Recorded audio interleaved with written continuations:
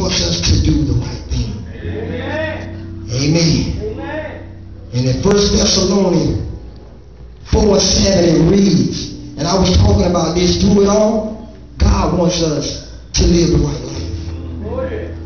And his word says, for God did not call us to uncleanness, but in holiness.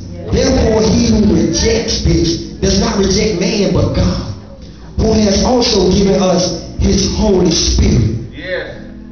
Amen. And God wants us to live a holy life. Amen. That's why we talk about the church being consecrated. Amen.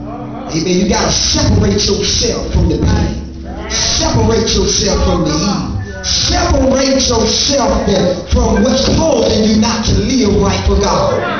Amen. All of the things are certain. Amen. But some sins will find you out.